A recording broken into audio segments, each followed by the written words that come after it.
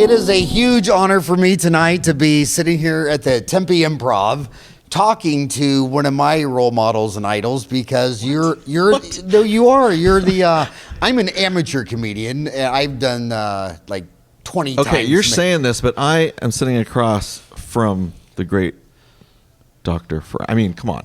No, I'm only a legend in my own mind. I got it. Thank you so much. I mean, seriously, this is amazing. You're the only dentist who gets paid to fly around the country and do comedy.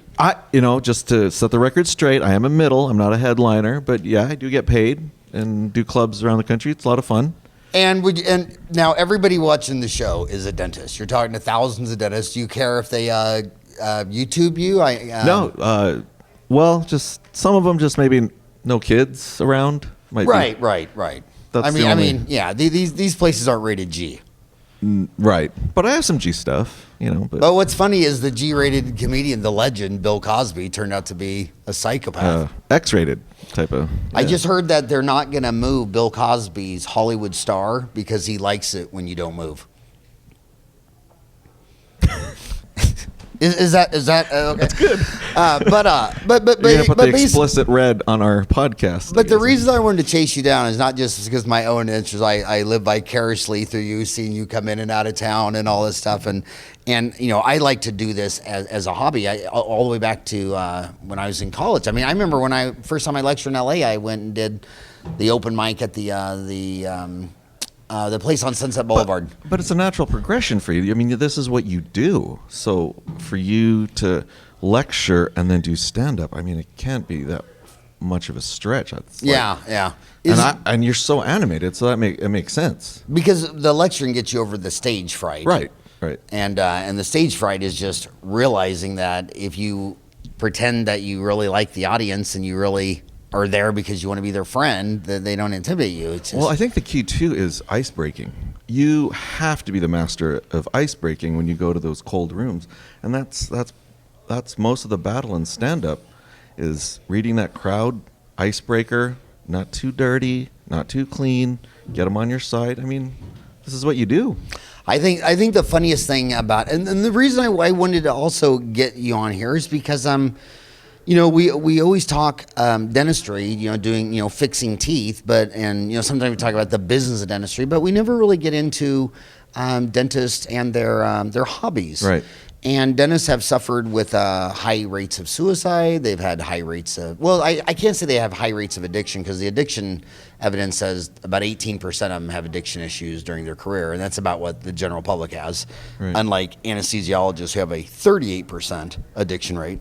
Because I'm nodding like I know what he's talking about. I have no idea about the stats. I just and on Dental Talent, about every 3 or 4 years, we like to have an issue with a lot of addiction stuff. Because it's a serious deal. But I wanted to talk to you because I think the dentists that are happiest and healthy are not only like you, where you've been married 25 years and you got 2 children, 17 and 19, but you have hobbies. Right. And I think that what's also the most funny about you is I've been saying for years that I think a dentist could double their income if they got a weekend job as a bartender and just learned how to talk to drunk people at a bar. Yeah. Because it seems like everybody that's happy and healthy and successful in dentistry can talk to patients. Yeah, it's amazing. It's amazing what humor can do to the doctor-patient relationship. Obviously, I mean, they come in so, apprehensive and so high-strung. Just a small little, funny little comment. You could just see the shoulders just relax. So, I mean, yeah, it is very useful in my every day-to-day procedures and my dental day. It really does come in handy. I mean, it really does. And for the record, I suck at golf, horrible at golf. I'm scared of heights, so I can't do my pilot's license. So this is my hobby. Yeah, I don't recommend dentists on their airplanes, because I've seen the airplane data safety. And physicians are the doctors are the highest rec rate. Wow. They have the money to go buy an airplane, but they treat it like a car. And Wow. they just run and jump in there. They don't do the walk around. They don't do everything a pilot would normally do. Interesting. And but you know why I quit doing golf was actually because when I would go golfing with dentists, they would be so stressed out. They would throw their clubs, they would cuss, they would curse. And the final straw was in Maui. At the end of a round, the dentist missed the putt and threw his whole clubs into the the fountain. That really does actually happen. And I thought to myself, God, dentistry's stressful. Getting someone a shot is stressful. I want my hobby to be fun. Fun, right. And I just don't want a hobby to where everybody's using Right. profanity and I mean, I've been lucky. I put in I'm a full-time dentist, but I've been lucky enough to be opening for comics. Edwin San Juan invited me to open for him in Saudi Arabia. I've opened for Rex Navarrete at Mandalay Bay. So I've kind of been lucky that way. I get to visit fun places and do the comedy. So you're right. You do need a stress release, and this is perfect for me. And how many cities have you seen doing this hobby of yours? I go to Vegas quite a bit. I've been on Planet Hollywood, Casino, Mandalay Bay, Bally's. So doing the whole Vegas thing is really fun and interesting. Working over there, I did that run in Saudi. One of my favorite clubs is actually the club in Tucson, Laughs Cafe. One of my favorite clubs around the country. Great club. Do the clubs here in Arizona and then Northern California. I've done some clubs in Canada, so yeah, it's taken me places, definitely. I always thought regarding the law of unintended consequences, I never knew when I started accepting speaking invitations that 25 years later I would have seen every major cities and continents, and it's really been a real rewarding thing that Sure. I didn't plan. I mean, I didn't set out Amazing. to say, yeah, because it's really fun seeing the whole planet Earth. I remember trying to get you to join me here at the Tempe Improv. How long have I been working on you? At least I know. At least a year. Yeah. I can't, Jimmy. I'm heading to Australia this weekend. I can't. I'm going to Vancouver. So I think dentists are funny about comedy because it's so funny how you go in your garage and have a poker game with dentists and Yeah. they're drinking and the jokes are so crude. I remember I went on fishing trips, even missionary dentist trips.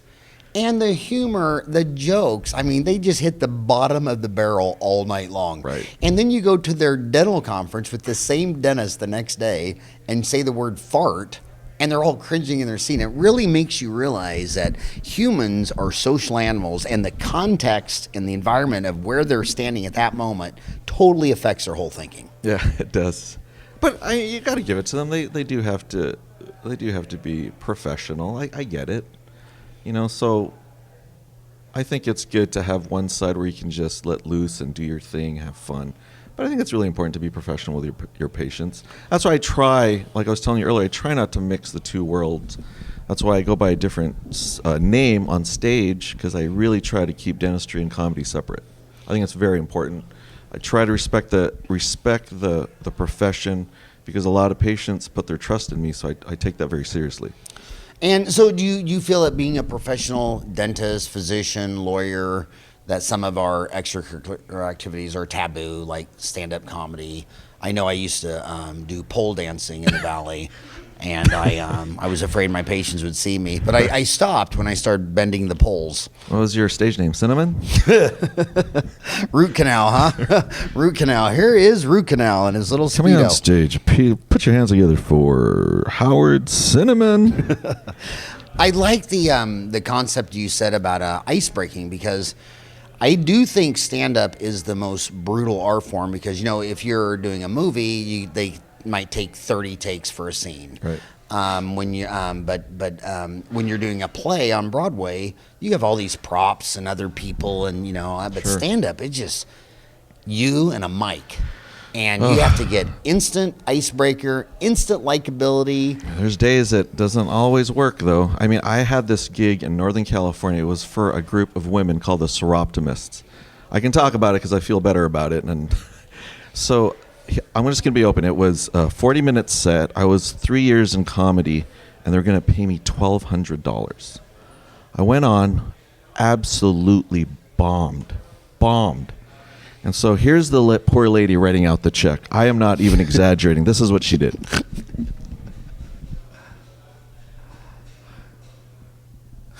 Do you want all of it? Do I want all of it? Yes. I think she was going to give me like half of the paycheck. And it was so, just the way she looked at me and that question just tore me in two. So there's a huge learning curve with stand-up, and you just, I'm sure it's just sometimes it's the same with dental lectures. I mean, I've lectured. I quit counting. I think after 1,000 or 1,500 or something like that. But man, I've had some horrendous bombs. But I think you always learn the most from the root canal that failed, the crown that fell off, Sure. the lecture that bombed, and you sit there and you think, God, what happened? And then you actually learn more. And I think Malcolm Goldridge deal that no one becomes a master until they've done something for 10 years or 10,000 hours. And I think you have to bomb as a speaker. You have to bomb as a you're right. But for some takeaways for the dentists listening, I hope a lot of them are learning this. Might want to lecture at their local study club or their state meeting or whatever.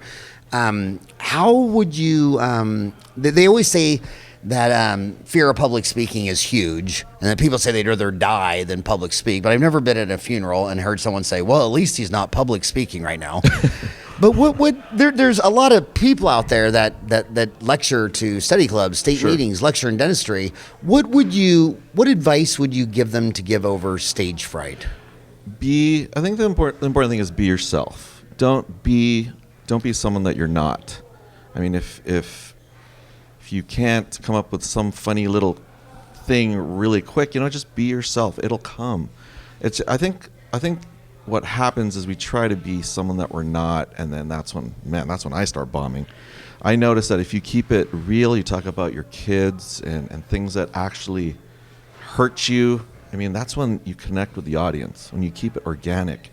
And that's kind of where I am with my comedy now. Is just I'm not one to premise, set up, punchline.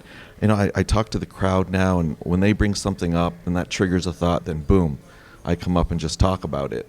And I think that's the important thing, is just to be yourself. Don't try to be someone that you're not when you're talking to people. I think that's the big thing.